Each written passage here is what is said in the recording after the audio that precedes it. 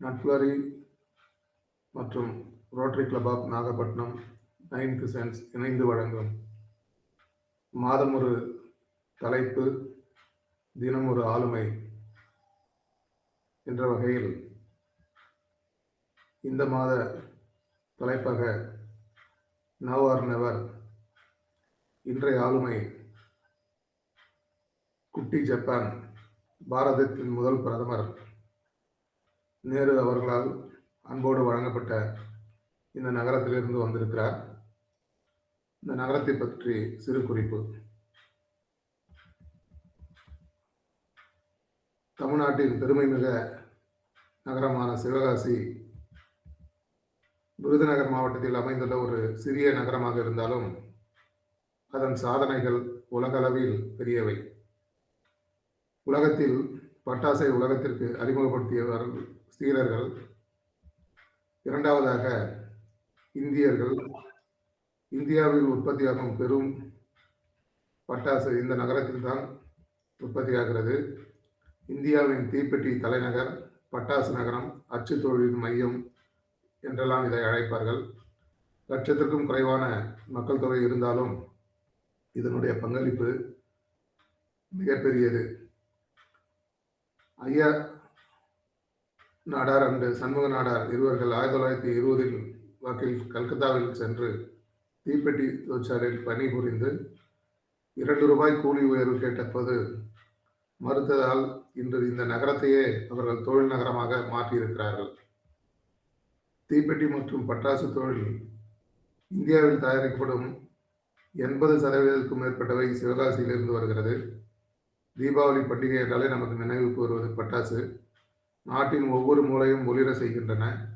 ஆயிரக்கணக்கான லட்சக்கணக்கான தொழிலாளர்கள் நேர்முகமாக மறைமுகமாக வேலைவாய்ப்பை வழங்கி வருகிறது இந்த தொழில். பிரிண்டிங் இண்டஸ்ட்ரி, பாட புத்தகங்கள், கேலண்டர்கள், திருமண அழைப்பிதழ்கள், வங்கி வடிவங்கள், லேபிள்கள், பேக்கிங் போன்ற அந்த தொழிலிலும் இந்தியாவின் அச்சு தொழில் தலைநகர் என்ற பெயரோடு சிவகாசி. கல்வித்துறையில் சிவகாசி சிறந்த பள்ளிகள், கல்லூரிகள், தொழில்நுட்ப நிறுவனங்கள் கொண்ட ஒரு கல்வி நகரமாகவும் வளர்ந்து வருகிறது. பொருளாதார ரீதியாக மிகப்பெரிய பங்களிப்பை தமிழ்நாட்டின் ஏற்றுமதிக்கும் வழங்கி வருகிறது. சமூக ஒற்றுமை, பல்வேறு சமூகங்கள், மதங்கள், மொழிகள் கொண்ட மக்கள் ஒற்றுமையுடன் வாழ்ந்து வருகிறார்கள். உழைப்பை மதிக்கும் பண்பாட்டை இங்கு காணலாம்.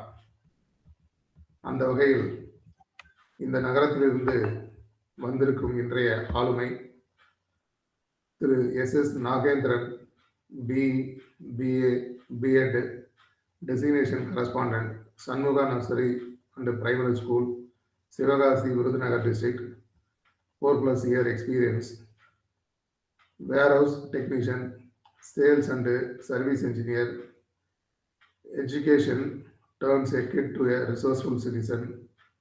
Academic and professional achievements, founder of welfare organization for helping the needed people, co-faculty of kids athlete training for primary school teachers, worked as a sales and service engineer for 1 year at Freight Tech Instruments, Bangalore, worked as a warehouse technician for 2 years at Centricon, United Arab Emirates, active member of JCI Sivagasi City போன்ற பல்வேறு திறமைகளோடு கல்வி மனிதனை உயர்த்தும், கடிதம் மனிதனை இணைக்கும், எழுத்தின் தெளிவு அறிவின் தரத்தை வெளிப்படுத்தும், நல்ல கல்வி நல்ல சிந்தனை உருவாக்கும், நல்ல தொடர்பு நல்ல உறவை உருவாக்கும், கடிதத்தில் பணிவு இருந்தால் கருத்து மதிப்படையும், சொற்களின் ஒழுங்கு சிந்தனையின் ஒழுங்கு, கல்வி அறிவை வளர்க்கும், எழுத்து பண்பாட்டை காட்டும், தெளிவான மொழி தெளிவான நோக்கம்.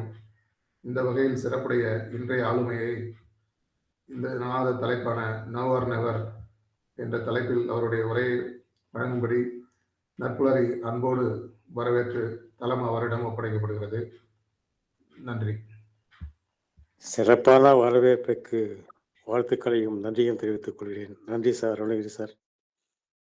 நன்றி. நன்றி.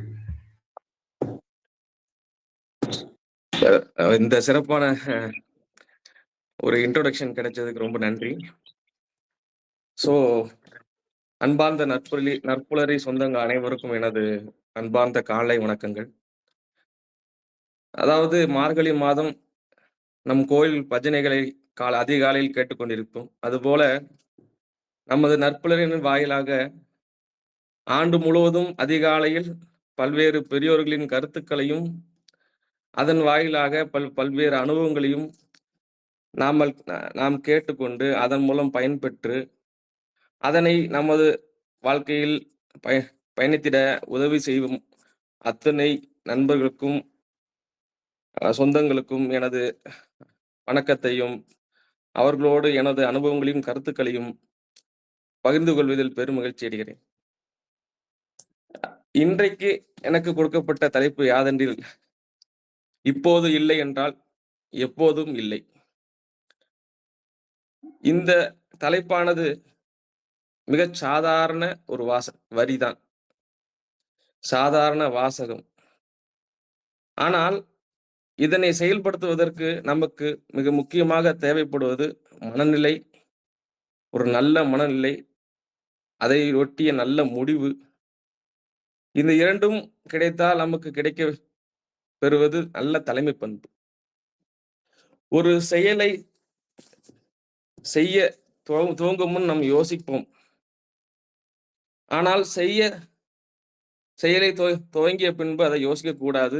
அந்த முடிவை எடுத்த பின்பது அதனை தாமதம் செய்யாமல் நிறைவேற்றி விட வேண்டும் என்பதை திருவள்ளுவர் அழகாக சொல்கிறார். எண்ணி துணிக கர்மம் துணிந்த பின் எள்ளுவது என்பது இழுக்கு. அதாவது ஒரு ஏதோ ஒரு செயலை நம்ம செய்யணும்னு நினைக்கிறோம், அதை யோசிக்கிறோம், அதை பத்தி 1000 முறை சிந்திச்சுக்கோங்க. சிந்திக்கிறதுக்கு எவ்வளவு நேரம்லாம் எடுத்துக்கோங்க. ஆனா சிந்திச்சு முடிச்சுட்டு ஒரு முடிவை எடுத்ததுக்கு அப்புறம் 1 செகண்ட் கூட தாமதம் பண்ணாதீங்க. ஏன்னா நீங்க தாமதம் பண்ற ஒவ்வொரு செகண்டும் அந்த வாய்ப்பை இன்னொருத்தன் தட்டி பறிச்சு கொண்டு போயிருப்பான். இதுதான் நம்ம திருவள்ளுவர் அன்னைக்கே இவ்வளவு அழகா சொல்லியிருக்காரு. இந்த தாமதம் இல்லாம நம்ம எந்த அளவுக்கு செய்யறோங்க தான் இந்த தலைப்பு. Now are never. இப்போது இல்லை என்றால் எப்போதும் இல்லை. சரி, இந்த தாமதம் ஏன் ஏற்படுது அப்படின்னு நம்ம எல்லாரும் யோசிச்சுட்டு இருப்போம். ஒவ்வொருத்தவங்களுக்கும் ஒரு காரணம் இருக்கலாம். இதுல முக்கியமா எனக்கு தெரிஞ்ச வரை ஒரு 5 வகையான காரணங்கள் அதுல இருக்குது.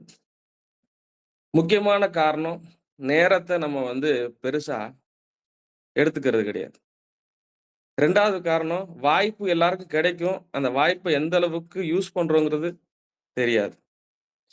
3வது காரணம், இந்த முடிவை எடுத்துருவோம், அந்த முடிவை எந்த அளவுக்கு செயலா கொண்டு போய் அதை ஒரு தலைமை பண்புல இருந்து ஒரு தொழிலையோ அல்லது ஒரு குடும்பத்தையோ நம்மளால நிர்வாகம் பண்ண முடியுமா, அந்த நிர்வாகத்துல எப்படி சிறப்பா கொண்டு போகிறது அப்படிங்கிறது தெரியாது. 3வது இது. 4வது என்னதுன்னா, நம்ம ஒரு பழக்கப்பட்ட சூழ்நிலையில இருந்திருப்போம் இல்லைங்களா? அந்த பழக்கப்பட்ட சூழ்நிலையை விட்டுட்டு அதை உடைச்சு புதிய சூழ்நிலைக்கு போறதுக்கு நம்ம மனசு ஏத்துக்காது. 5வது, என்னடா இத்தனையும் செஞ்சா நாளைக்கு ஏதாவது தப்பா நடந்துட்டா நம்மளை சுத்தி இருக்கிறவனா நம்ம என்னென்னலாம் கேள்வி கேட்பான் இப்படிங்கிறத யோசிச்சே பல்வேறு நேரத்துல நம்ம செய்ய நினைக்கிற எந்த காரியத்தையுமே நம்ம அந்த நேரத்துல செஞ்சு முடிக்கிறதே கிடையாது. அப்போ இந்த நேரம் அப்படிங்கிறதுல ஸ்டார்ட் ஆகுது. இதுல முதல் பாயிண்டே நமக்கு நேரம் தான் வரும். அப்போ ஒரு காரியத்தை நம்ம எடுத்தோம் அப்படின்னா அந்த காரியத்தை அன்னைக்கே செஞ்சு முடிக்கலைனாவே அந்த காரியம் 10 மடங்கு 20 மடங்கு கூடிரும்னு சொல்லி ஒரு அறிஞர் சொல்றார். நேரத்தோட மதிப்பு எப்படின்னா, ஒரு காரியத்தை நம்ம எடுத்து அந்த நேரத்திலே செஞ்சு முடிச்சா மட்டும்தான் அந்த நேரத்துக்கு மதிப்பு. மற்ற எந்த பொருளை வேணா நம்மளால காசு கொடுத்து வாங்க முடியும். பணம் கிடைக்காட்டி திரும்ப 2வது ரிட்டர்ன் வரும். வாய்ப்பே கிடைக்காட்டி கூட திரும்ப ஒரு தடவை வாய்ப்பு கிடைக்கும். ஆனா நேரம் ஒரு நொடி இன்னைக்கு போயிருச்சுன்னா இன்னைக்கு போனதுதான். திரும்ப நம்ம வாழ்க்கையில அந்த நேரத்தை நம்மளால எடுக்கவே முடியாது. அப்போ இந்த நேரத்தை நம்ம எந்த அளவுக்கு கரெக்டா கையாளுறோமோ அந்த அளவுக்கு நமக்கு நம்ம வாழ்க்கையில நம்ம முன்னேற்றத்துல அந்த நேரம் நமக்கு உதவியா புரியும். மற்றொன்று, இந்த வாய்ப்பு அப்படிங்கிற வார்த்தையில 2வது பாயிண்ட் நம்ம வரும். இந்த வாய்ப்பு எதுக்காகவும் காத்திருக்காது. இல்லையா? இந்த வாய்ப்பு உங்கட்ட வந்து நீங்க தயாரா இருக்கீங்களான்னு கேட்காது. திடீர்னு ஒரு நாள் ஒரு வாய்ப்பு வந்து உங்க கதவ தட்டும். ஒரு நொடி நின்னு பார்க்கும். நீங்க கதவ தொறந்து பார்க்கிறீங்களா? இல்லையான்னு பார்க்கும். நீங்க தொறந்தீங்கன்னா உங்கள சந்திக்கும். தொறக்கலைன்னா நகர்ந்து போய் அடுத்த ஆள சேர்ந்துரும். அப்ப இந்த வாய்ப்ப நம்ம எந்த அளவுக்கு நம்ம கைக்குள்ள வச்சுக்கிறோம் அப்படிங்கிறத பொறுத்து தான், நம்ம நம்ம வாழ்க்கையில எந்த அளவுக்கு முன்னேறோங்கிறத பொறுத்து. உதாரணமா சொல்லணும் அப்படின்னா, இப்ப என்னோட வாழ்க்கைய எடுத்துக்கோங்க. நான் இந்த கல்வி சம்பந்தப்பட்ட துறையில நான் இல்ல. என்னோட படிப்பு நான் இன்ஜினியரிங் முடிச்சுட்டேன். இன்ஜினியரிங் முடிச்சு 2 வருடங்களா வெளிநாடுகள்ல வேலை செஞ்சுக்கிட்டு இருந்தேன். எல்லாருக்கும் கடினமான சூழ்நிலை வரும்போது, அதே கொரோனா காலகட்டத்தில நான் ஒரு வெளிநாட்டுல நல்ல சம்பாத்தியத்துல நல்ல வேலை பார்த்துக்கிட்டு இருந்தேன். ஆனா பிரச்சனைகள் எந்த ரூபத்துல வரும் நமக்கு தெரியாது பார்த்தீங்களா? எனக்கு வந்த ரூபம் எப்படின்னா, நான் வெளிநாட்டுல இருக்கேன். எங்க அப்பா எனது தந்தையார் வந்து நம்ம ஊர்ல இருக்காங்க. திடீர்னு ஒரு நாள் அந்த ஊர்ல வெள்ளிக்கிழமை நம்ம ஊர் ஞாயிற்றுக்கிழமை மாரி. நமக்கு ஃப்ரீயா இருக்கும்னு சொல்லிட்டு நான் 8 மணி வரைக்கும் தூங்கிட்டு மெதுவா எந்திரிச்சு வெளிய வாரேன். அந்த நேரத்துல எனக்கு ஒரு கால் வருது. எனது தந்தை என்னோட அப்பா கால் பண்றாங்க. கால் பண்ணி இந்த மாரி, "தம்பி எனக்கு ஒரு 10 நாளா காய்ச்சலா இருக்கு. நானும் 2, 3 தடவ ஊசிலாம் போட்டு பார்த்துட்டேன். ஊசி போட்டு பார்த்தும் கேட்கல. டாக்டர்ட்ட திரும்ப 3வது தடவ போய் பார்த்தா, அவங்க ஒருவேளை கோவிடா இருக்கும்னு சொல்லி சொல்றாங்க. இப்ப நானும் அம்மாவும் மட்டும் தான் இருக்கோம். அம்மா அம்மாவும் வெளிய போக முடியல. என்னாலயும் வெளிய போக முடியல. நீ செ நீ கிளம்பி வந்துரு" அப்படின்னு சொல்றாங்க. உங்க எல்லாருக்கும் தெரியும் கொரோனா காலகட்டத்தில ஃப்ளைட் நமக்கு ஃப்ளைட் சர்வீஸ் கிடையாது. நம்ம நெனைச்சா கூட படக்குன்னு ஊர் பக்கம் வந்து சேர முடியாது. ஆனா, அன்னைக்கு நான் ஒரு கணம் யோசிக்க தான் செஞ்சேன். எனக்கு அன்னைக்கு 2 வாய்ப்பு இருந்தது. 1 என் வேலையிலேயே தொடர்ந்து பார்த்துக்கிட்டு, என்னால இயன்ற முடிஞ்ச சம்பாத்தியத்த நான் நிம்மதியா இருந்துக்கலாம்.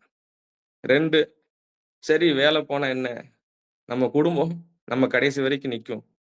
அப்ப அந்த குடும்பத்துக்கு தேவையான நேரத்துல நான் போய் நிக்கல அப்படின்னா, நான் அவங்களுக்கு மகனா பிறந்து என்ன பிரயோஜனம்? அப்ப என்னோட கடமைய நான் கடமையிலிருந்து நான் தவறக்கூடாது அப்படிங்கிற ஒரு முடிவ அன்னைக்கு எடுத்தேன். அந்த முடிவு இன்னைக்கு உங்க முன்னாடி வந்து என்னை நிப்பாட்டியிருக்கு. ஆனா அந்த முடிவு எடுத்த உடனே வெற்றி வந்துச்சா அப்படின்னா, அந்த வெற்றி வரல. ஏன்னா வெளிநாட்டுல இருந்து வந்தேன். வர்றதே பெரிய கஷ்டம். அன்னைக்கு ஃப்ளைட் கிடைக்கல. ஃப்ளைட்டுக்கு ஒரே ஒரே வழி தான். வேலைய ரிசைன்மென்ட் வந்தா மட்டும் தான் உங்களால இந்தியாவுக்கு வர முடியும். இல்லாட்டி இந்தியா பக்கம் நீங்களால வரவே முடியாது. ஸோ வேலைய ரிசைன் பண்ணேன். வேலைய ரிசைன் பண்ணிட்டு இந்தியாவுக்கு டிக்கெட் போட்டேன். ஒரு வாரத்துக்குள்ளாக 1 வாரம் ஆச்சு, 2 வாரம் ஆச்சு, 3 வாரம் ஆச்சு டிக்கெட் கன்ஃபார்ம் ஆகி இந்தியாக்குள்ள வர்றதுக்கு. சரி இந்தியாக்குள்ள வந்து எல்லாம் நிலைமைலாம் சரியாயிருச்சான்னு பார்த்தா, இங்க வந்தா வேலை இல்ல. என்னடா இது? இவ்ளோ கஷ்டப்பட்டு வந்தோம். ஊர்ல வேலை இல்லையே! உங்களுக்கு தெரியும். அந்த 2 வருடங்கள் கல்வி நிறுவனங்கள் எதுவுமே ஃபங்ஷன்ல இல்ல. அப்ப கல்வி ஸ்தாபனங்களே இல்ல. இப்ப இந்த கல்வி ஸ்தாபனங்களும் இல்ல. அப்ப நம்ம சாப்பாட்டுக்கு வழி இல்லாம இருக்கக்கூடாது அப்படின்னு சொல்லி ஒரு வேலைய தேட ஆரம்பிச்சம்போது, வேலைகளும் சரியா கிடைக்கல. இந்த ஒரு 6 மாத காலத்துல எனது தந்தையாரும் திடீர்னு தவறிட்டாங்க. உண்மைய அதாவது ஒரு 29 வயது பையனுக்கு அன்னைக்கு சூழ்நிலைக்கு என் குடும்பத்துல என்ன நடக்குன்னு எனக்கு தெரியாது. திடீர்னு அவங்க இறந்தத கண்டுபிடிக்கிறதுக்கே கிட்டத்தட்ட 1/4 மணி நேரம் ஆயிடுச்சு. பக்கத்து வீட்டுக்காரங்கள தேடி புடிச்சு போய் அவங்கட்ட கேட்டு, அங்கருந்து அவங்கள கூட்டு வந்து அவங்க கைய பார்த்து, அப்பதான் உலகத்தோட எதார்த்தம் எனக்கு தெரிய ஆரம்பிக்குது. ஒருத்தன் இறந்தா கூட நமக்கு 10 பேரோட உதவி தேவைப்படுது. அப்ப இப்ப நம்ம அவங்ககிட்ட போய் பேச யோசிச்சோம்னா, நாளைக்கு அவங்க வந்து நமக்கு என்ன உதவி செஞ்சுருவாங்க? இல்ல நம்ம அவங்களோட உதவி என்னைக்கோ தேவைப்படுற அன்னைக்கு நம்ம போய் கேட்டா, திடீர்னு எப்படி நமக்கு ஒரு உதவி செய்வாங்க? அன்னைக்கு தான் எனக்கு தெரியுது, பக்கத்து வீட்ல இத்தன பேர் இருக்காங்க.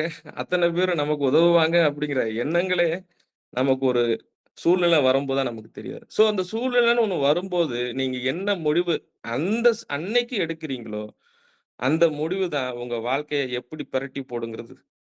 அது நல்லதாவும் இருக்கும், கெட்டதாவும் இருக்கும். ஆனா நீங்க அத எதிர்கொள்ள தயாரா இருக்கணும். Encounter the problem. இதுதான் சிம்பிளா சொல்லணும்னா என்கவுண்டர் த ப்ராப்ளம் அப்படின்னு தான் முக்கியமான விஷயம். உங்களுக்கு தெரியுது, தெரியலங்கிற ஒரு விஷயங்கள் 2வது. இங்க ஒரு உங்களுக்கான வாய்ப்புகள் உருவாகும். அந்த வாய்ப்ப நீங்க எந்த அளவுக்கு யூஸ் பண்ணிக்கிறீங்களோ, நீங்க அதன் மூலமா நல்லத கெட்டு நல்லதாவும் மாறலாம், கெட்டதாவும் மாறலாம். எனக்கு அன்னைக்கு என்னோட குடும்பத்த பழையபடி நான் தூக்கி நிப்பாட்டணும்னு ஆசைப்பட்டேன். ஏன்னா, எங்க அப்பா எனக்கு ஒரு பள்ளியை நடத்தி விட்டு சென்றிருந்தாங்க. அவங்க கடந்த ஒரு 25 வருஷமா அந்த பள்ளிய ஏழை குழந்தைகளுக்காக நடத்திக்கிட்டு இருந்தாங்க. அவங்க திடீர்னு இப்போ நோய்வாய்ப்பட்டு இறந்திருந்தா தெரிஞ்சிருக்காது. ஏன்னா கொரோனாக்கு அப்புறம் அவங்க கோவிட்க்கு அப்புறம் ரிலீவ் ஆகி ஒரு 6 மாசம் நல்லா ஜாலியா பேசி செஞ்சு இருந்து, திடீர்னு ஒரு நாள் நைட்டு என் கூட முதல் நாள் நைட் நல்லா பேசி சிரிச்சுட்டு, காலைல எந்திரிக்கும்போது எந்திரிக்கல. அப்ப இது வந்து ஒரு சடன் டெத்லருந்து ரிலீஃப் ஆகறதே ரொம்ப சிரமமா இருந்துச்சு. வீட்ல எல்லாரும் உடைஞ்சுட்டாங்க. நான் ஒரு பையன், 2 பொண்ணு. 2 பேருக்கும் ஒரே நாள் ஒரு நல்ல விஷயம் என்னன்னா 2 பேத்துக்கும் கல்யாணம் முடிஞ்சிருச்சு. இப்ப நான் ஒருத்தன் தான் இருக்கேன். அப்ப இந்த சூழ்நிலையை எப்படி கையாளுறது அப்படிங்கிறதே எனக்கு தெரியல. எங்க அம்மாவும் உடைஞ்சுட்டாங்க. அந்த சூழ்நிலையில நான் எடுத்த ஒரே முடிவு, இந்த குடும்பத்த அ அ எனது தந்தையார் எனது தந்தையார் பேர் சண்முகம். சண்முகம் இறந்ததுக்கு அப்புறம் குடும்பம் ஒண்ணும் இல்லாம போயிறக்கூடாது அப்படின்னு போயிருச்சுன்னு சொல்லி யாரும் நம்மள சொல்லிறக்கூடாது. அதுக்காக நீ இன்னைக்கு முன்னேறி நட. உனக்கு எதிர்கொள்ற உனக்கு வர்ற பிரச்சனைகள எதிர்கொண்டு சமாளி. காலம் உனக்கான பதில்களை சொல்லும் அப்படின்னு சொல்லி எழுந்து நடக்க ஆரம்பிச்சோம். அவங்க எவ்வளவு கடன்கள் வாங்குனாங்கன்னு தெரியாது.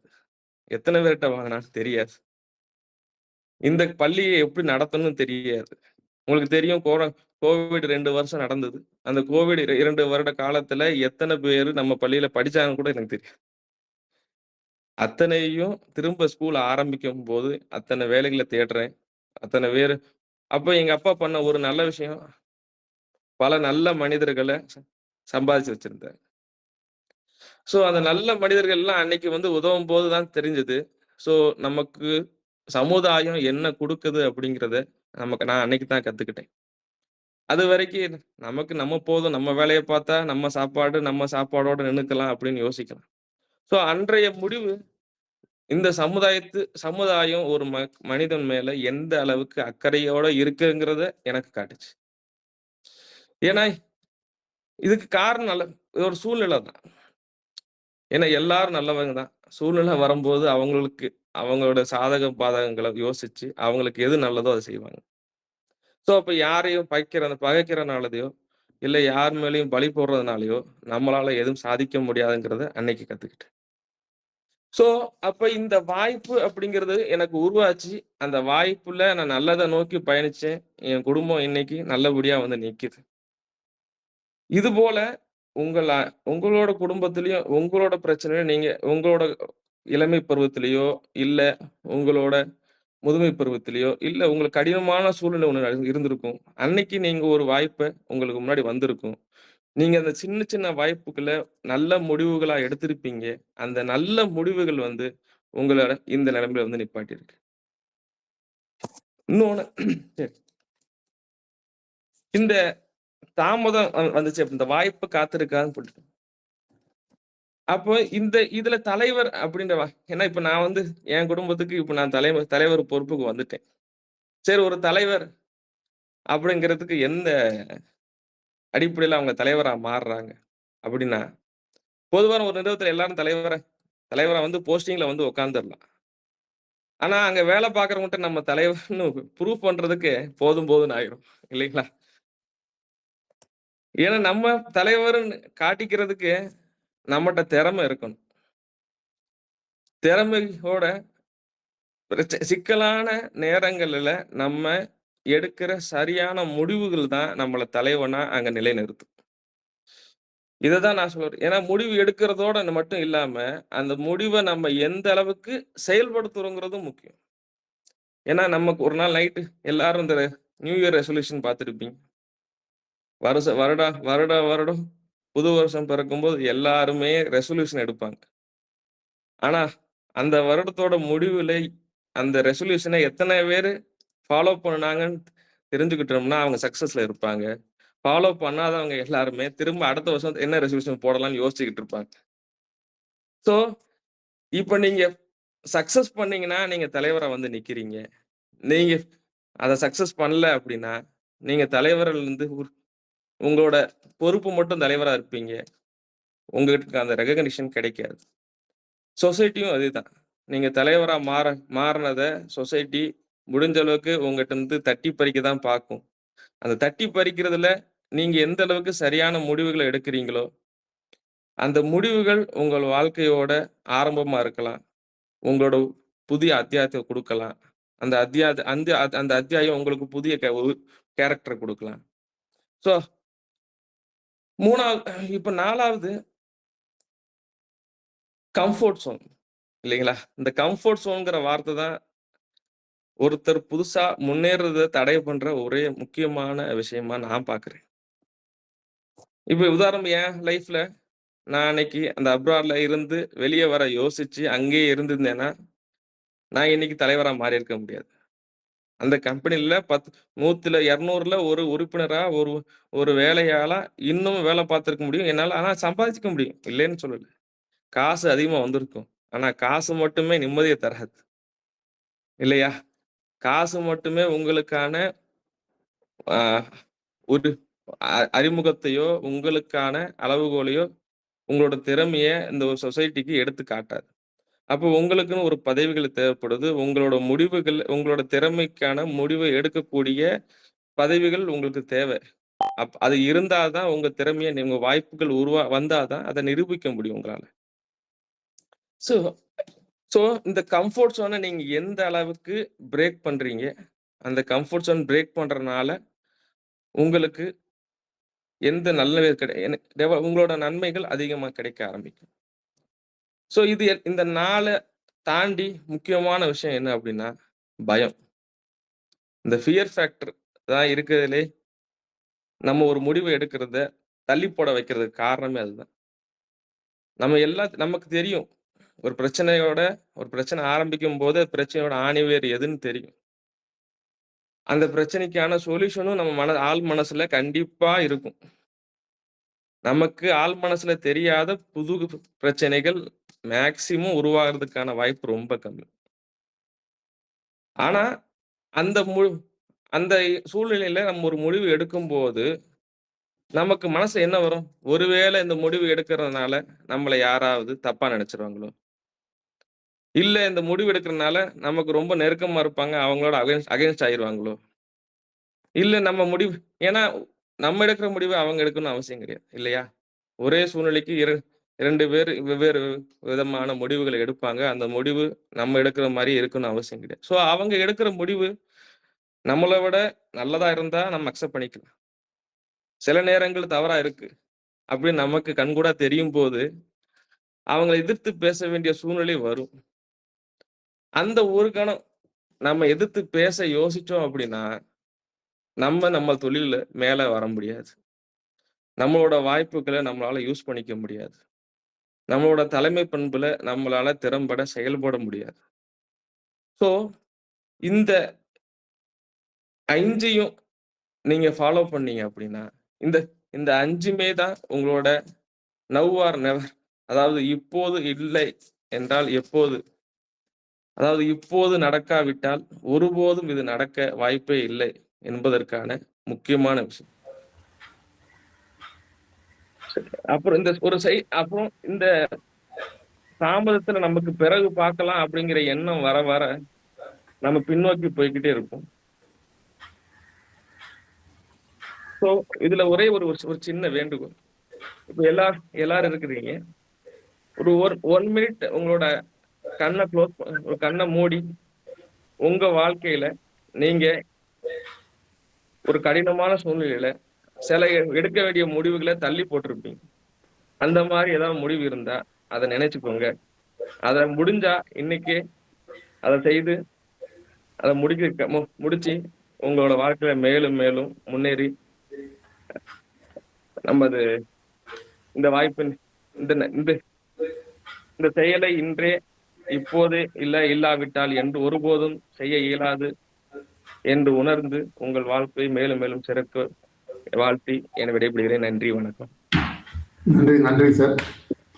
மிக சிறப்பான தன்னுடைய வாழ்க்கையில் ஏற்பட்ட அனுபவங்களை மார்கழி மாதத்தில் பஜனைகள் கேட்கும் இந்த வேளையில் இப்போது இல்லை என்றால் எப்போதும் இல்லை, தலைமை பண்பு, எண்ணி துணிக கருமம், துணிந்த பின் எண்ணுவோம் என்பது இழுக்கு என்ற வள்ளுவனின் திருக்குறளுக்கு இணங்க தாமதம் இல்லாம 1 நேரம், 2 வாய்ப்பு, 3 முடிவு, 4 பழக்கப்பட்ட சூழல், செய்து காட்ட வேண்டிய மற்றவர்கள் என்ன நினைப்பார்கள் என்று காரியத்தை அந்த நேரத்தில் செய்யாமல் தள்ளி போடுவது, நேரம் இந்த நொடி போனால் திரும்பவும் பெற முடியாது, வாய்ப்பு எதற்காகவும் காத்திருக்காது, அதை நாம் தான் கைக்கொள்ள வேண்டும்.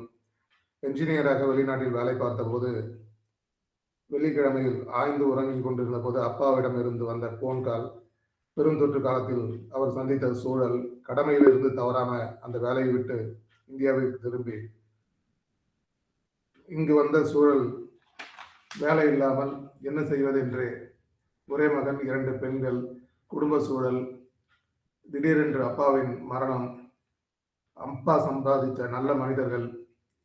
அப்போதுதான் புரிந்தது சமூகத்தின் பங்கு, வாய்ப்பு நோக்கிய பயணம், சின்ன வாய்ப்பு, குடும்ப தலைவர் பொறுப்பு, திறமை இருக்கும், ஆனால் சிக்கலான நேரத்தில் எடுக்கும் முடிவுகள் தான் நாம் யார் என்று புதிய ஒரு ரெசல்யூஷன், தலைவராக ரெகனைசேஷன் கிடைப்பதற்கு நாம் எடுக்கும் முடிவும் செயலும் தான் முன்னேற்றத்திற்கு தடை. கம்ஃபர்ட் ஜோன், எந்த அளவுக்கு உடைந்து போகிறோம் அல்லது பிரச்சனைகளை நாம் அதனுடைய ஆணிவேரை புரிந்து கொண்டு சரியாக பயன்படுத்தி பயணிப்பது போன்ற பல்வேறு தன் சொந்த வாழ்க்கை நிகழ்வுகளை மிக அருமையாக டெடாக்ஸ் போலவே இருந்தது உங்களுடைய உரை.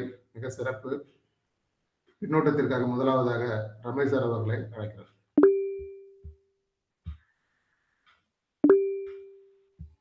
ரமேஷ் சார். நன்றி சார் வாய்ப்புக்கு. ரொம்ப அருமையான செஷன் இன்னைக்கு. ஆக்சுவலி எமோஷனல் பேஸ்டா இருந்தது, ரொம்ப ஒரு நிகழ்ச்சியான ஒரு தருணமாக இருந்தது. நிறைய பேர் லைஃப்ல எத்தனை விஷயங்கள் முடிவெடுத்து நிறைய விஷயங்கள் மாறுகிறது அப்படின்ட்டு நல்லா தோணுச்சு. ஒரு ஃபாரின்ல நல்லா கம்ஃபர்டபுளா ஒர்க் பண்றத டோட்டலா ஒரு குடும்பத்துக்காக அந்த டிசிஷன் எடுத்து வந்த ஒரு நிகழ்வு ரொம்ப அருமையான ஒரு நிகழ்வு. அதனாலதான் இன்னைக்கு ஒரு தலைமை பண்போட நம்ம மேல இருக்கிறோம் அப்படின்னு சொன்ன விஷயம். நிறைய இன்னைக்கு எடுக்கிற முடிவுகள் தான் வாழ்க்கையை மாற்றும் அப்படின்னு உங்க இதுல இருந்து நல்லா புரிஞ்சுது. நெவர் அருமையான ஸ்பீச் சார், ரொம்ப நல்லா இருந்தது. நிறைய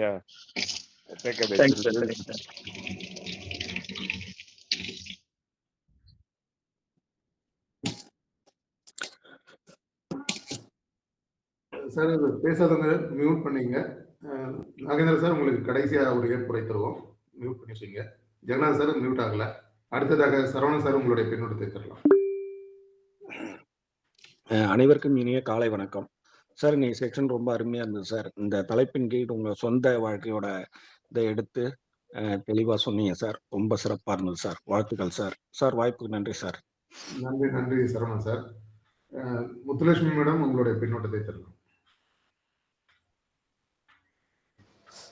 தேங்க்யூ சார். அனைவருக்கும் நற்புலரி காலை வணக்கம். ரொம்ப இமோஷ்னலான ஒரு நியூஸோட இன்னைக்கு செஷன் மீனிங்ஃபுல்லாகவும் இருந்தது. இதுலேருந்து சூழ்நிலைகள் நமக்கு எவ்வளோ பெரிய பாடத்தை கற்றுக் கொடுக்கும். அந்த சூழ்நிலையோட அந்த பாடத்தை வந்து நம்ம கற்றுக்கிட்டு அதுலேருந்து நம்ம எழுந்து வந்தோம்னா நம்ம எந்த அளவுக்கு அந்த நவ் ஆர் நெவர் அதுலேருந்து அந்த முடிவை நம்ம அப்போ எடுத்து நம்ம இது பண்ணோம்னா நம்ம லைஃப்பில் எவ்வளோ அச்சீவ் பண்ண முடியும் அப்படிங்கிறத உங்களுடைய சொந்த வாழ்க்கையின் மூலமாக இன்னைக்கு நிறைய விஷயங்கள் சொல்லி எடுத்து சொன்னீங்க. இதில் ஒரே ஒரு கோயின்சிடன்ஸ் என்னன்னா அந்த அந்த டேர்னிங் பாயிண்ட்ன்னு சொல்லுவாங்கல்ல, அது வந்து உங்களுக்கு என்ன சொன்னீங்களோ அதே தான் என்னோட லைஃப்லயும் நடந்தது. என்னோட அப்பா பேரும் சண்முகம் அவங்க தான். அதே மாதிரி ஒரு சடன் டெத்து. நேத்து வரைக்கும் நல்லா பேசிட்டு இருந்தவங்க, நைட்டு தூங்கிட்டு காலையில எழுந்திருக்கும்போது ஆள் இல்லங்கும்போது, ஒரு ரொம்ப அட்டாச்டு பொண்ணா அவங்களுடைய செல்ல குழந்தையா இருந்துட்டு, திடீர்னு காணோம் அப்டின்னா எப்படி அந்த சடன் இதுலருந்து வெளில வர முடியாத ஒரு சூழ்நிலை. அதுக்கப்புறம் அந்த டர்னிங் பாயிண்ட்லேருந்து தான் லைஃப்னா என்ன? நீங்க சொன்ன மாதிரி அந்த டெத்தோட இம்பேக்ட் என்னங்கிறது அன்னைக்கு தான் லைஃப்ல தெரியப்படுத்துச்சு. அந்த பக்கத்து வீட்டுக்காரங்க, சொந்தக்காரங்க இவங்கலாம் வந்து எவ்வளோ இம்பார்ட்டன்ட்டு. அந் அந்த சூழ்நிலையில அவங்க வந்து என்ன பண்ணுவாங்க? நம்ம இவ்வளோ நாள் என்ன பண்ணிட்டுருக்கோம்? ரியல் லைஃப் என்ன? நார்மல் லைஃப் என்ன? ரியாலிட்டி என்ன? அப்படிங்கிறத வந்து உண்மையிலேயே புரிய வச்ச தருணம் வந்து அந்த தருணம் தான். அத நீங்க சொல்லும்போது என்னால நல்லா புரிஞ்சுக்க முடிஞ்சது. ஏன்னா, அதே இத தான் நானும் கடந்து வந்தேன். அது உண்மையிலேயே ஒரு கிரேட் மெசேஜ் அது. அந்த ரியாலிட்டி அந்த தருணத்த புரிய வைக்கிறதுக்கு சில நேரம் சூழ்நிலைகள் தான் கை குடுக்கும். ஸோ அந்த மாதிரி ஒரு இத வந்து அந்த கம்ஃபர்ட் ஸோன பிரேக் பண்ணிட்டு நம்ம வெளியில வர்றதுக்கு, அந்த மாதிரி சூழ்நிலைகள் தான் நமக்கு வழிவகுக்கும். அத நம்ம கரெக்ட்டா யூஸ் பண்ணிட்டு வெளியில வந்துட்டோம் அப்டின்னா, அது மாதிரி ஒரு எதுவுமே இருக்காது. ஸோ நல்ல மெசேஜ் சார். அத வந்து நீங்க ரொம்ப அழகா எடுத்து சொன்னீங்க. Thank you sir. நன்றி நன்றி மேடம். சிறப்பான பின்னோட்டம். எமோஷனலா கனெக்ட் ஆகுது. ஸோ அடுத்ததாக ஜெகநாதன் சார் உங்களுடைய பின்னோட்டத்தை தரலாம். நன்றி. முதல்ல தெரியாம அன்மியூட்ல இருந்துச்சு, மன்னிக்கவும். நான் வந்து சிறப்பாக பேசினாரு நம்முடைய பொறிவாளர் என்று. அவரோட சொந்த வாழ்க்கையில அவர் நடந்த விஷயங்களை அழகா சொல்லி நமக்கு புரியுற மாதிரி சொன்னாரு. அதுல முக்கியமான விஷயம் என்ன சொன்னார்னா, நம்ம பக்கத்துல நெருக்கமானவர்கள் எல்லாரோடையும் நம்ம எப்பவும் பழகிட்டு இருக்கிறது எவ்வளவு நல்லது. அதாவது நேரத்துக்கு நமக்கு தேவையான நேரத்தில் மட்டும் பழகாம எந்த நேரத்திலையும் பழகினாதான் நமக்கு ஒரு உதவி கிடைக்கிறது. நம்ம உதவி கேட்கறதுக்கு நல்லா இருக்கும். பழகலைனாலும் உதவி பண்ணுவாங்க. பட் நம்ம போய் அவங்களோட பழகிட்டோம்னா, முதல்லயே அந்த மாதிரி இருந்து பழகிட்டோம்னா நம்மளுக்கு தேவையான நேரங்கள்ல அவங்களோட உதவி கேட்கறதுக்கு ஒரு ஏதுவா இருக்கும் அப்படின்றத சொன்னது நல்ல விஷயம். அது வந்து அது நிறைய பேர் செய்யறது இல்லை. ஏன்னா மற்ற நேரத்துல ஏதோ ஒரு அவங்கள தடுக்குது. அந்த உடச்செறியணுன்றத சொன்னாரு. அது அவருடைய கருத்துக்கள் எல்லாம் நல்லா இருந்தது. நன்றி, வாழ்த்துக்கள். நன்றி நன்றி ஜெகநாத் சார். நம்ம நல்லா இருக்கோன்றத உறுதிப்படுத்துறது வந்து mentally, physically and socially wellbeing. மற்றவங்களோட நம்ம எப்படி கனெக்ட் ஆகிருக்கோம் அப்படின்றது தான் ரொம்ப சிறப்பாக இருந்தது சார். அடுத்ததாக தாமோதரன் சார். இனிய காலை வணக்கம். இந்த ஒரு சிறப்பான செஷனை கொடுத்த நாகேந்திரன் சார் அவர்களுக்கு மனமார்ந்த வாழ்த்துக்களை தெரிவித்துக் கொள்கிறேன். ஏனென்றால் அவருடைய சொந்த நிகழ்ச்சியை இன்று நமக்கு விளக்கமாக அவர் எப்படி அவர் நேரத்தையும் வாய்ப்பையும் பயன்படுத்தி முன்னேறி கொண்டிருக்கின்றார்களோ அதை போல நாமும் முன்னேற வேண்டும் என்று நமக்கு உரைத்த அந்த சொற்கள் மனதை விட்டு அந்த நிகழ்வு மாறாது. என்னுடைய தந்தையும் இறக்கும் பொழுது அவர் நிறைய நண்பர்களை வைத்திருந்தார். ஆனால் இப்பொழுது அந்த நண்பர்கள் எனக்கு கை கொடுக்கவில்லை. என்னுடைய நண்பர்கள், அதாவது நற்புழையில் இன்று இருக்கும் நண்பர்களைப் போல சில ஆசிரியர்களும் சில கல்வி ஸ்தாபனத்தில் வேலை செய்பவர்களும் எனக்கு உதவிகரமாக இருக்கின்றார்கள் என்பதை நான் இந்த நேரத்தில் தெரிவித்துக் கொள்கிறேன். அவருடைய உதவியோடு நான் என்னுடைய அறிவையும் பயன்படுத்தி கொண்டு நான் வாழ்கிறேன் என்றால் அது என்னுடைய தந்தை கொடுத்த ஒரு வரம் என்று தான் நினைக்க வேண்டும். இது சிறப்பான ஒரு பிறரை பகைத்து கொண்டு நாம் வாழ முடியாது. பிறரோடு சேர்ந்து சென்றுதான் நாம் முன்னேற வேண்டும் என்ற ஒரு நல்ல கருத்தை கொடுத்த நாகேந்திரன் நாகேந்திரன் சார் அவர்களுக்கு மேலும் மேலும் வாழ்க்கையில் அவர் முன்னேற அந்த கல்வி ஸ்தாபனத்தை அவர் சிறப்புடன் நடத்தி செல்ல என்னுடைய வாழ்த்துக்களையும் நன்றியையும் தெரிவித்துக் கொள்கிறேன். நன்றி. உங்களுடைய ஃபோன் நம்பர் எனக்கு அனுப்பினா நல்லா இருக்கும் சார். சிறப்பான இந்த செஷனை இன்று கொடுத்ததற்கு மிக்க வாழ்த்துக்கள். நன்றி சார். இதற்காக அருணகிரி சார் அவர்கள் உங்களை சிறப்பான ஒரு முன்னோட்டம் கொடுத்ததற்கு நான் மனமாற அவரையும் வாழ்த்து விடைபெறுகின்றேன். நன்றி, வணக்கம். நன்றி தாமோதர் சார். அடுத்ததாக வீரசேகரன் சார், உங்களுடைய பின்னோட்டத்தை தரலாம். அன்புகளுமிய சோதரர்கள் சோதரிகள், உங்கள் அனைவருக்கும் இனிய நட்புலரி வணக்கங்களும் நல்வாழ்த்துக்களும். சகோதரர் தம்பி அவர்கள் உணர்வுபூர்வமான செய்திகளை நம் முன் புளிந்திருக்கிறார். இதில் முத்துலட்சுமி சகோதரி அவர்கள் சொன்னதை போன்று என்னுடைய இமோஷனல் பாண்டிங் அதில் என்னை தள்ளிட்டாங்க. மறுபடியும் நான் பல முறை சொல்லியிருக்கேன், 1.5 வயதிலே தந்தையை இழந்த பொழுது அன்று அதனுடைய இன்டென்சிட்டி, இறப்பு என்ன இவங்க திருப்பி நம்மள்கிட்ட வரமாட்டாங்க, அதெல்லாம் ஒன்றும் தெரியாமல் கொஞ்ச நேரம் சிரிக்கிறது, கொஞ்ச நேரம் அழுகிறது. அந்த நாளை இன்று நினைக்கின்ற பொழுதும் என்னுடைய கண்களிலே கண்ணீர் வருகிறது. தம்பி சொன்னதில் எல்லாத்துலேயும் பார்த்தீங்கன்னா, வள்ளுவர் ஒரு 70வது குறளில் ஒன்று சொல்லியிருக்காரு. மகன் தந்தைக்கு ஆற்றும், அடுத்த வார்த்தையை மட்டும் பாருங்க, மகன் தந்தைக்கு ஆற்றும் உதவிங்கிறாரு. ஏன் நன்றின்னு சொல்லணும்? நான் எனக்கு பல டைம்ல இதுல குழப்பம் இருந்தது. நன்றி தானே, மகன் தந்தைக்கு நன்றி தானே செலுத்துறோம் நம்ம அப்படின்னு பார்த்தா, அடுத்த அந்த உதவின்னு சொல்லிட்டு அடுத்ததுலயே அதுக்கு பதில சொல்லிடுறாரு. இவன் தந்தை எண்ணூற்றான் கொல்லனும் சொல். இந்த பையனை பிறக்கிறது பெறுவதற்காக இவர் என்ன தவம் செய்தாரோ அப்படின்னு எல்லாம் சொல்லணுமா? நீங்க செஞ்ச செயலை அதைத்தான் செஞ்சிருக்கீங்க. உங்க தந்தைக்கு உதவி புரிஞ்சிருக்கீங்க.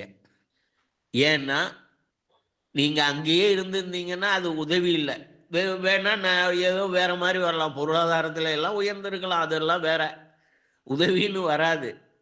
உங்களை இவரை பெற்றதுக்கு இவங்க தந்தை என்ன பண்ணாரோ, எவ்வளோ தவம் இருந்தாரோன்னு உதவி புரிஞ்சிருக்கீங்க. அந்த அளவில் நீங்கள் நிச்சயமாக எந்த கம்ஃபர்டபுள் ஜோனையும் விட்டு வெளியே வரலாம். நம்ம இதுக்காக இதனுடைய விலை மதிப்பற்றது. அடுத்தது ஒன்றை மட்டும் சொல்லிட்டு வரும், பயம்னு சொன்னீங்க ஒரு வார்த்தை.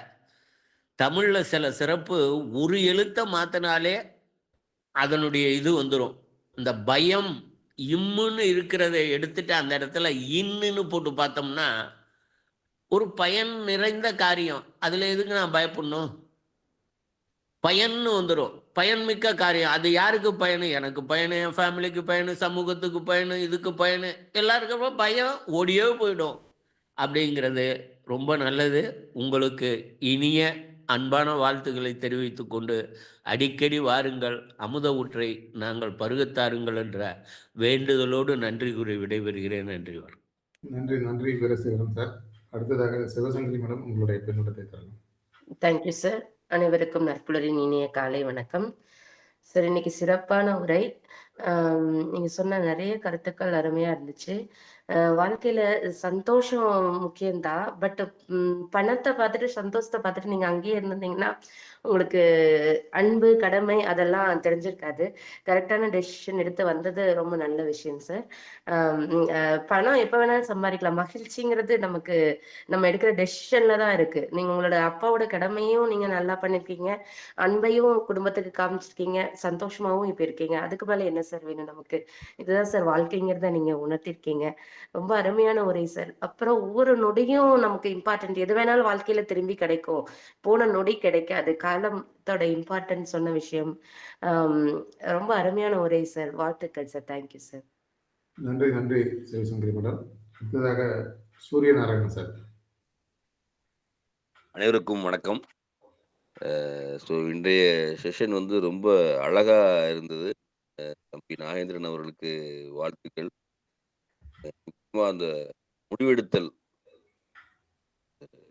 சூழ்நிலை நம்மளை வந்து முடிவெடுக்க விடாம தள்ளும்.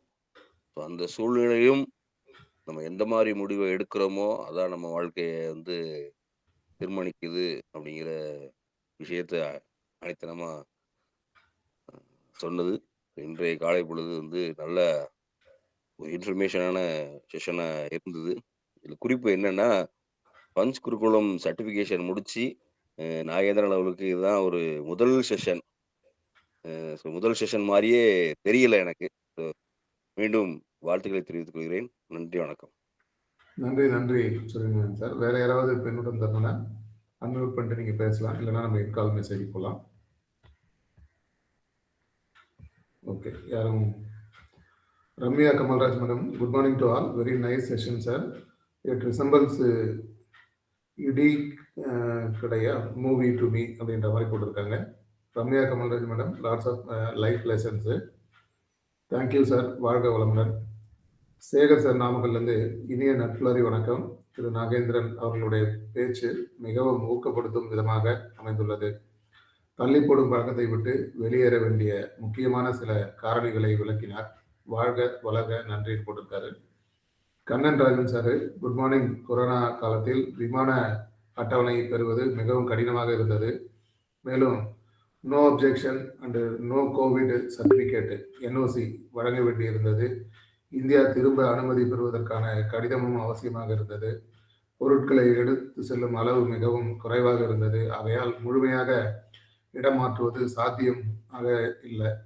இது உண்மையாக நடந்த சம்பவம். He did a great decision at the right time அப்படின்னு போட்டிருக்காரு. காட் பிளஸ் ஹிம் அப்படின்னு. சிவகணி மேடம் வந்து மனதின் உருக்கமான பதிவின் மூலம் இந்த நிகழ்வினை விளக்கியது சிறப்பு ஐயா. மென்மேலும் வாழ்க உயர்க, நன்றின்னு போட்டிருக்காங்க. ஜெகநாத் சார் மீண்டும் கை இருக்கீங்கன்னு நினைக்கிறேன். ஆமா, நன்றி சார். அதாவது இந்த ஒரு குடும்பத்துல தந்தையார் இல்லைன்னா ரொம்ப குடும்பத்துக்கு பாதுகாவலரா இருக்கக்கூடிய ஒருத்தர் இறந்து போறதுன்றது வந்து நிறைய வீட்டுல நடக்கும்போது நிறைய பேர் வந்து ஒரு அந்த சோகத்திலையும் அந்த ஷாக்லயுமே செயல்படாம போயிடுவாங்க. அதை எப்படியாவது அதுல இருந்து தொடர்ந்து துணிச்சலோட முன்னேறி வரணும் அப்படின்றதுக்கு இதுல கேட்கும் பொழுது நிறைய பேர் சொல்லும் பொழுது நமக்கு ஒரு புத்துணர்ச்சி கிடைக்கிறது. எல்லார் வீட்லயுமே இது இருக்குது, சாதாரணமா நடக்கக்கூடிய விஷயம்தான். ஆனாலும் அந்தந்த வீட்டுல நடக்கும் பொழுது அவங்களுக்கு இருக்கக்கூடிய ஷாக்ல இருந்து எப்படி வெளியே வந்தாங்கன்றத நிறைய பேர் பகிர்ந்துகிட்டது நமக்கு ஒரு ஒரு நம்பிக்கையை தருது. அதை சொல்லணும்னு தான் வேண்டும். நன்றி, வணக்கம். நன்றி நன்றி சார். இப்போது இன்றைய பிரசண்டர் திரு நாகேந்திரன் சார் உங்களுடைய ஏற்புரையை தரலாம். நட்புலரி இந்த அனுபவம் எப்படி இருந்தது என்று தொடர்ந்து பயணிக்கும்படி வேண்டுகிறோம் எல்லாருடைய சார்பாக. நன்றி சார்.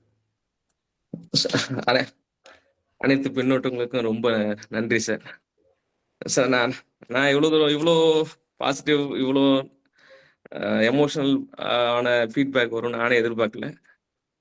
ஆனால் சார் வீரசேகரன் சார் சொன்ன மாதிரி சார் சொன்னதில் 1.5 வயசுல சார் பையன் அப்பாவை இறந்துட்டான்னு சொன்னாங்க. அதெல்லாம் உண்மையே ரொம்ப கொடுமையான விஷயங்கள். ஏன்னா 27 வயசுல என்னால் சமாளிக்க முடியல. அதுதான் யதார்த்தமான உண்மை.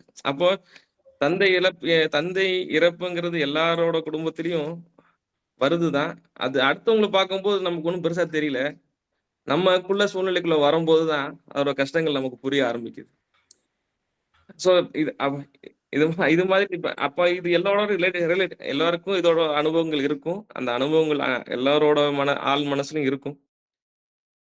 ஸோ இது நன்மை தான். ஏன்னா ஒரு உண்மையான இரக்கமான மனசு உள்ளவங்க தான் இந்த சமூகத்துக்கு ரொம்ப தேவையானவங்க. அவங்க எல்லாரோட கருத்துக்களும் எனக்கு மேலும் மேலும் என்னோட குடும்பத்தை நல்ல வழியா கொண்டு போகும் அப்படின்னு நம்பிக்கையோடு இனி அடுத்த வாய்ப்பு எதிர்நோக்கி காத்திருக்கேன். நன்றி.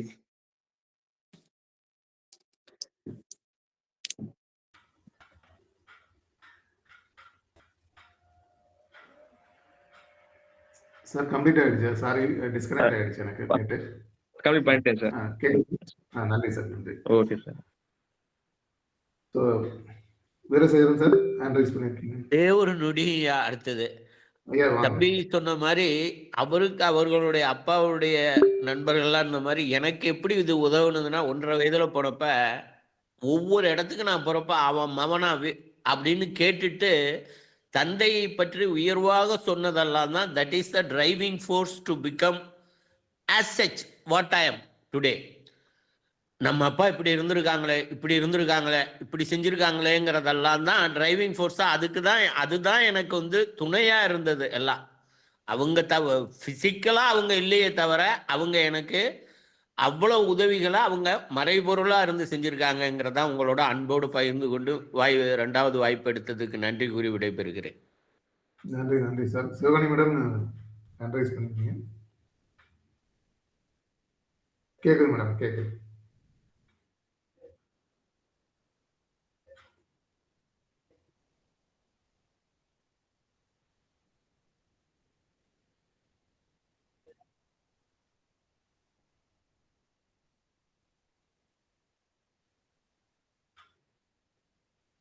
நன்றி, நன்றி மேடம். ஸோ ஆல்மோஸ்ட் எல்லாம் ஃபீட்பேக் கொடுத்துட்டோம். ஸோ இன்றைய இந்த நிகழ்வு நட்புலாரி உறவுகளுக்கான வேண்டுதலோடு நிறைவுறுகிறது. உலகில் உள்ள எண்ணற்ற உயிர்களையும் பரிணமித்த சர்வ வல்லமையும் ஈடு இணையில்லா சக்திகளின் பிறப்பிடமாக உள்ள இயற்கை பேராற்றலே, இயற்கை பேராற்றலின் மாபெரும் சக்தியாக, எங்களின் ஆழ்மன நம்பிக்கையாக, எங்களுக்குள் பெருக்கெடுத்து ஓடும் நேர்மறை ஆற்றலே, அனுதினமும் உற்சாக ஊற்றாயிருந்து ஆனந்தமயமான ஆரோக்கிய வாழ்வினை பெற்று அதிகாரம், ஆளுமை, செல்வாக்கு, வல்லமை கொண்ட மனிதர்களாக ஞானம், புகழ், வெற்றிகளை அடைந்து நாங்களும் எங்கள் குடும்பமும் பரிபூர்ண திருப்தியுடன் நிறைந்த செல்வ செழிப்புடன் மிகவும் நிம்மதியான வாழ்வினை வாழ்ந்து வருகிறோம். எங்களுக்கு நிம்மதியான வாழ்வினை அளித்த இயற்கை பேராற்றலின் பெருங்கருணைக்கு எங்களின் மனமார்ந்த நன்றி, எங்களின் உணர்வுபூர்வமான நன்றி, எங்களின் ஆத்மார்த்தமான நன்றி. நன்றி, நன்றி. நாளை மற்றும் ஒரு ஆளுமையுடன் சந்திப்போம். இவன் தொண்டை மண்டலம் ஆர்ப்பாக்கம் ரிச் பி அருணகிரி.